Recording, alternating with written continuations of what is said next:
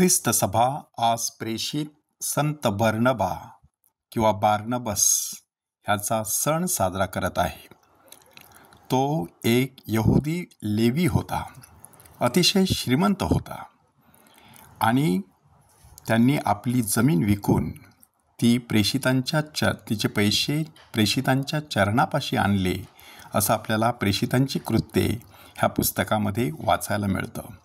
कुप्र नावाच्या बेटावरती जन्मलेला हा बार्नबस यरुशलेमीमध्ये गमलियलच्या पायापाशी बसून अभ्यास करत होता. त्याच वेळेला शौल देखील तिथे अभ्यास करत होता आणि म्हणूनच दोघांची चांगली मैत्री होती. कालांतराने जेव्हा शौलाचं परिवर्तन झालं तेव्हा ह्या बर्नबानेच शौलाला आपल्या प्रेषितांकडे आणलं. सुरुवातीला प्रेषित थोडेसे घाबरत होते, कारण हा मंडळीचा छळ करून त्यांना हैराण करत होता. अशा प्रकारे शौलाची प्रतिमा सगळीकडे प्रचलित झालेली होती. अशा पार्श्वभूमीवरती संत बर्नबा ह्याने अतिशय महत्त्वाची भूमिका बजावली.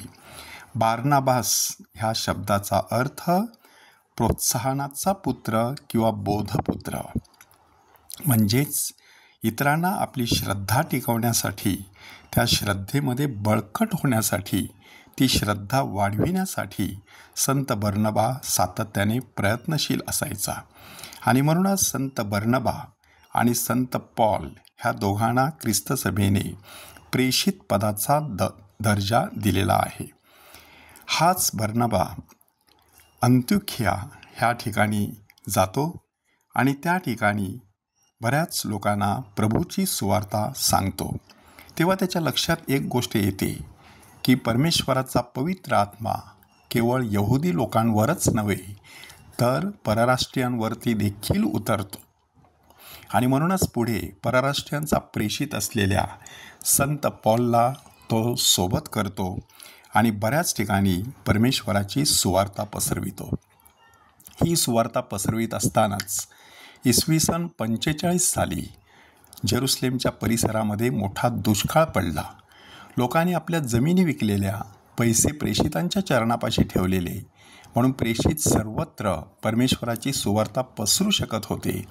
परंतु आता यरुशलेमचे लोक कंगाल झालेले, गरीब झालेले, म्हणून ह्या प्रेषित द्वयाने म्हणजे संत बर्नबा आणि संत पॉल ह्या दोघांनी इतर मंडळांना विनंती करून यरुशलेमच्या गोरगरिबांसाठी बरीच वर्गणी गोळा केली आणि ती वर्गणी लोकांपर्यंत आणि ख्रिस्त सभेच्या अधिकाऱ्यांपर्यंत आणून पोहोचवली.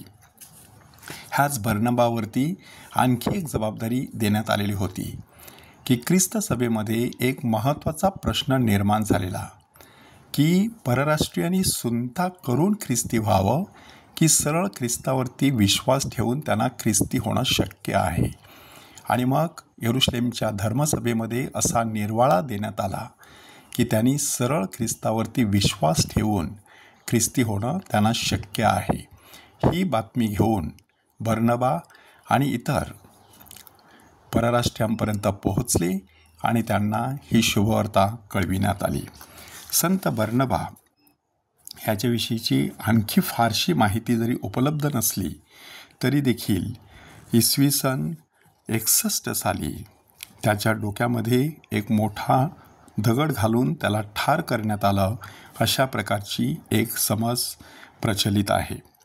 त्याची खाच सायप्रस बेटावरील सालामिस नावाच्या जवळच्या प्रांतामध्ये सापडली आणि 482 साली त्याच खाचेमध्ये संत मत्तईच्या शुभवर्तमानाची हिब्रू भाषेमध्ये लिहिलेली एक प्रत देखील सापडली.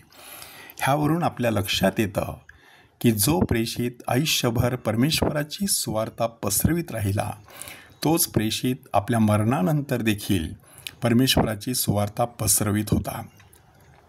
बर्नबा ह्या नावाचा अर्थ बोधपुत्र किंवा प्रोत्साहनाचा पुत्र. आपण देखील इतरांना त्यांची श्रद्धा जोपासण्यासाठी सातत्याने प्रोत्साहन द्यावं म्हणून परमेश्वराकडे पवित्र आत्म्याची देणगी मागूया.